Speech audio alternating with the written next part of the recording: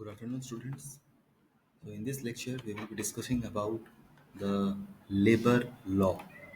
So, there are the topics: engagement of the labor law, the role of labor in civil engineering, methods of engaging the labor either on the basis of on roll or subcontract or piece rate work, then industrial dispute, collective bargaining, Industrial Employment Act, Workmen Compensation Act, then Construction Workers or Employment Act, RERA, NBC.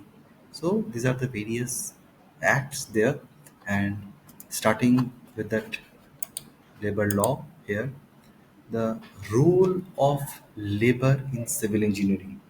So basically, there is a Ministry of Labor in India.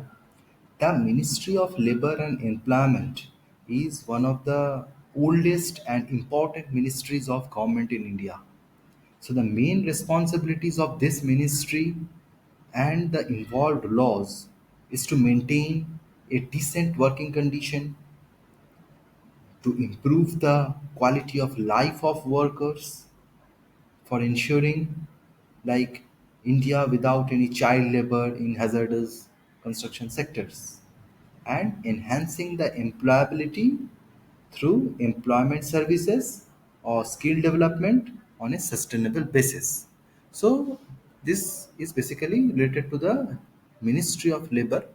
So the role of labor. So labor basically plays a very important role in the various stages of construction, starting from site preparation, excavation, building erection, finishing work, maintenance, everything.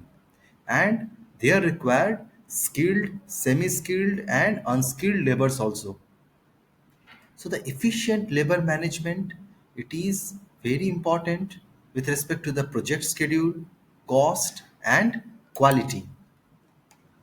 So, in elaboration to the various rule of labor in civil engineering, so this includes basically the labor in India or in any country in the civil engineering department is hired to work in the mostly in the construction industries or in other aspects also. So the role of labor is almost similar there.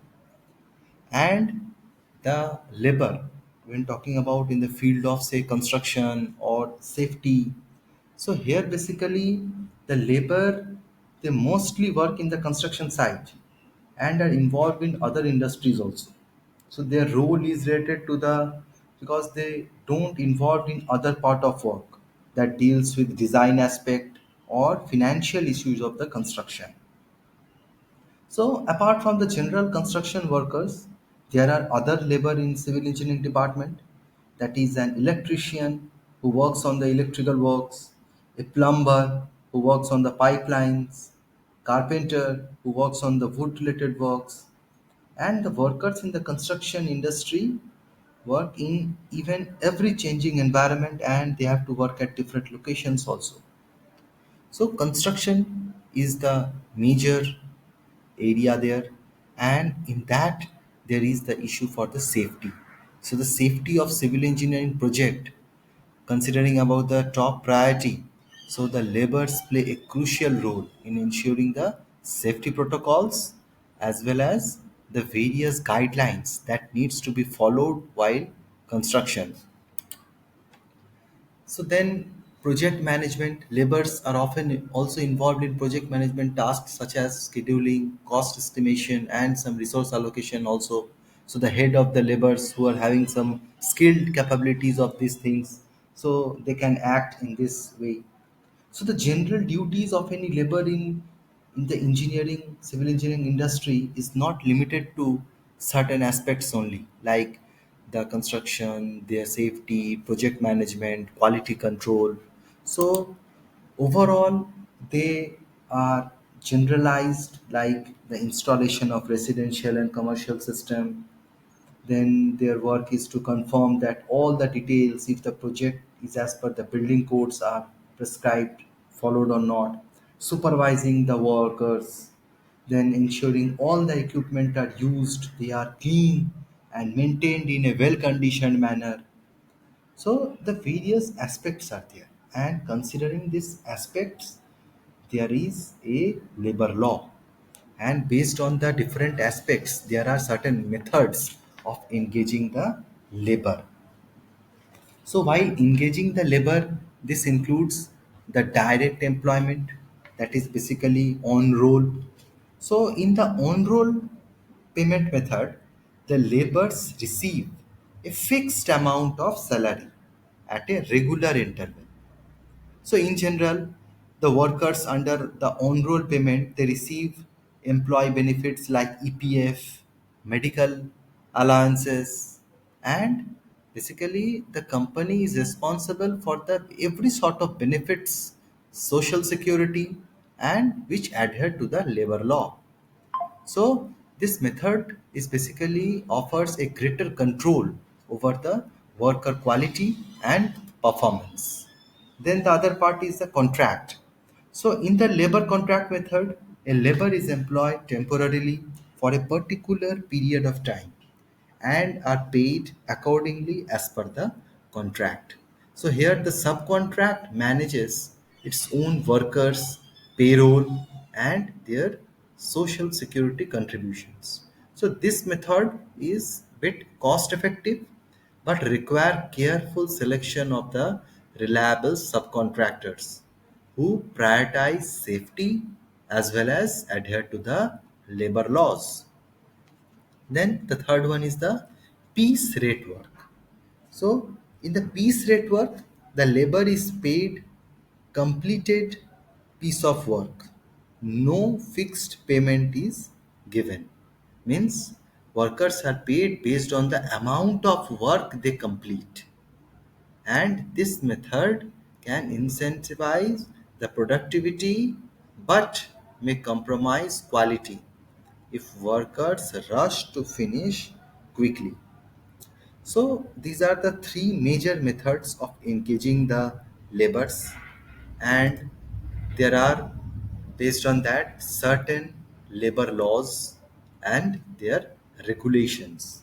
So basically, the wage fixation, which the companies like the ability to pay, or like the methods of the payment or wage. So these are all dependent on these three matters. That is, time related payment system is there, or piece related work payment system is there, or some balance or debt method of payment is there. So based on these things, these are the formed, and the labor laws are there. So labor laws means in India, the labor laws covers the industrial relationships, the certification of the union, labor management relations, collective bargaining, unfair labor practices, then even workplace health and safety of the workers, the employment standards along with the like general holidays, annual leave, working hours, some unfair dismissals, then minimum wage or some layoff procedures. So the classifications of the labor laws, these are majorly of two types. One is the collective labor law and the individual labor law. So moving on, these four aspects we will cover one by one. So the first one is the Industrial Dispute Act 1947. So, what does it say? According to the Industrial Dispute Act, the term industrial dispute means any dispute or difference between the employer and employees, or between the employers and the workmen, or between the workmen and the workmen in between them. So, which are connected with the employment or non employment of the various laborers there. So basically, this act or the objective of that Industrial Dispute Act is basically the Industrial Dispute Act is one of the laws that govern the industrial relations in India, and they started on 1st April 1947 and has been amended several times since then. So basically, the objective is to provide a sustainable machinery for the just, equitable, and peaceful settlement of industrial disputes. Then, to promote measures for securing and preventing amity and good relations between the employers and employees, to minimize the differences and to get the dispute settled through any authorities there. to prevent the illegal strike, the lockout, the closure of the work, then to provide relief to the workers against some layoffs, the wrongful dismissal, victimization work, and to promote collective bargaining also, to ameliorate the condition of workers, and to avoid unfair labor practices. So, there are various causes behind these industrial disputes because as per the after that 1st April 1947, in accordance with the notification of the official Gazette of India, the basic objective of the act is to achieve like the experience of the working of the Trade Dispute Act, that is in 1929, and which has revealed that the main defect is that while restraints have been imposed on the right of strike, lockout in public unity services. So the Board of Conciliation is there, or the Court of Inquiry is there, which look over in these matters.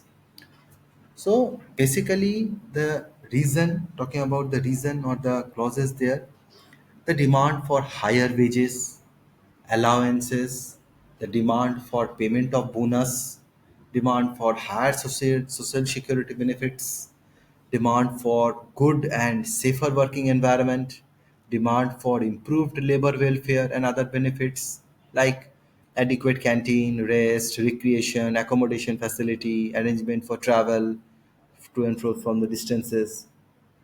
So these are the reasons or the causes for the arrival or the arising such dispute.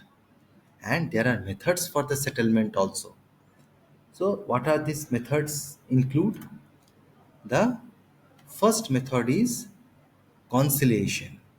So conciliation is basically the practice by which services of a neutral party are used in a dispute as a mean of helping the disputing parties to reduce the extent of their differences and to arrive at a settlement of the agreed solution.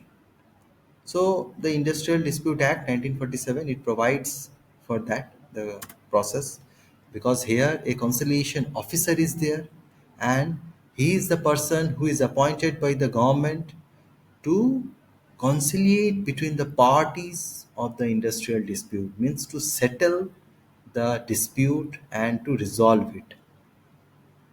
So basically, the works here it acts on a committee, and that committee here under this various act these are employed, and this like here the conciliation officer is given the power of civil court, so where he is authorized to call the witness, the parties on a oath, then there is a formation for Board of Conciliation.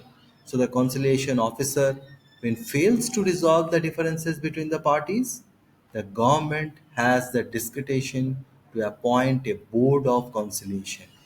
So it consists of a more members comprising of chairman and 2 to 4 other members also. It occurs when the conciliation officer fails to resolve the issues between the parties.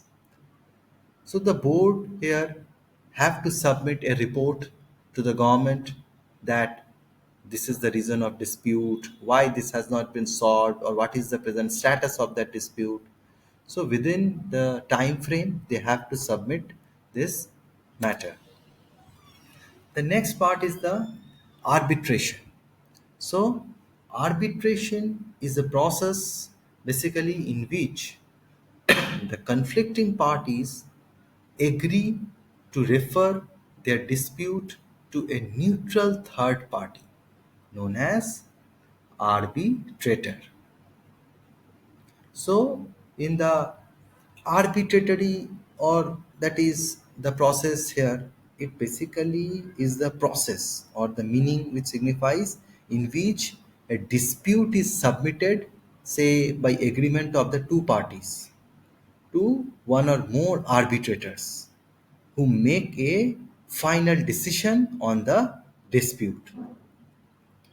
So, In simple meaning, the arbitration differs from the conciliation in the sense that in arbitration, the arbitrator gives his judgment on a dispute, while in conciliation, the conciliator disputing parties to reach at a decision. So basically, the meaning of arbitration is here the process of solving an argument between the people by helping them to agree to an acceptable solution. Means both sides in the dispute say have agreed to go to arbitration.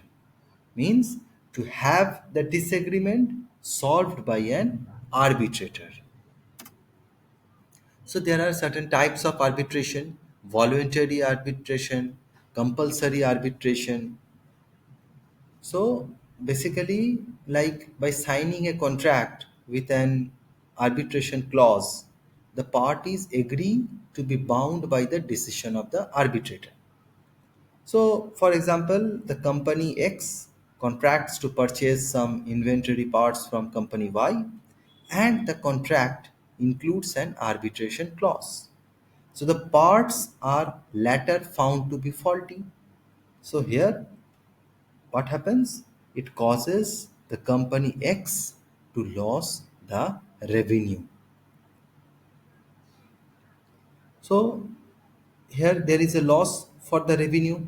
So then company Y files a claim and he initiate the arbitration process. So where an arbitrator is selected and both parties exchange information during the process. So at the hearing, say company Y as the claimant presented statement of claim and both parties present some opening arguments, interviewing the witness, the present closing the arguments. So after hearing the evidences from the both parties, the arbitrator decides to award the damage to company Y. Why? Because company X failed to meet the contractual obligations. So company X must comply with the decision of the arbitrator and cannot appeal the decision to the court system. So here, basically, the voluntary arbitration is one part where both the conflicting parties appoint a neutral third party as arbitrator, and in the compulsory arbitration, the government can force the disputing parties to go for compulsory arbitration. Then the other part is the adjunction. So, adjunction is the ultimate legal remedy for the settlement of an unresolved dispute. So it's reference to the adjunction by the government. So the government can refer the dispute to adjunction with or without the consent of the disputing parties. So here basically in the adjunction, that when the dispute is referred to the adjunction with the consent of the disputing parties, it is called the voluntary adjunction. So adjunction here basically the process or act of making an official decision about something, especially about who is right in the disagreement. So this is basically a widely respected judge in the specialized field, and he acts as that adjunction there. So the three-tier machinery for the adjunction of the industrial dispute includes the labor court, industrial tribunal, and national tribunal. So adjunction here basically implies coming up to a judgment or any disputed issue. So it is basically a legal process by which a judge analyzes the argumentation and evidence as well as legal reasoning to arrive at a decision. So that determines the obligations are right between differing parties or not. So here under the section 7 of the Industrial Dispute Act, the appropriate government by notifying the official gazette may constitute the labor court, and that labor court deals with the matter, and within that there is a certain specified time, that is the district judge or additional district judge for not less than 3 years, or has been a presiding officer for a labor court for not less than 5 years. But there are certain issues that come under the labor code. The property or legality of an employer to pass, the application and interpretation of the standing orders, then the discharge or dismissal of the workers, including the reinstatement or grant, withdrawal of any statutory concession. So these are the issues that come under the labor. Then industrial tribunal. So, under the Industrial Tribunal, that is Section A, the appropriate government may constitute one or more industrial tribunals for the adjunction of industrial disputes. So, compared to the labor code, industrial tribunals have a wider jurisdiction. So, an industrial tribunal is also constituted for a limited period for a particular dispute on a ad hoc basis. So, here basically there are different stages there, like the notice of adjunction, appointment of the adjudicator, then the adjudication claim, then responding to the adjudication claim. So there are various involvement of the steps. So while these are the process or the types there, so the issues are also there for the industrial tribunals. So under the industrial tribunals, there the hours of work, compensatory allowances, leave with the wages, the holidays, classification by their grade or rationalization. So these are all the sort of issues which comes under the industrial tribunal. Then the national tribunal. So this is the third main adjunctory body appointed by the central government by the notification in the official gazette for the adjudication of the industrial dispute of national importance. So here the central government, if he thinks, appoint two-person as accessors to advise the national tribunal. When a national tribunal has been referred, no labor court or industrial tribunal shall have any jurisdiction to that matter.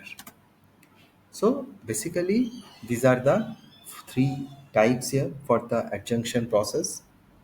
And in the next class, we will start with the next section.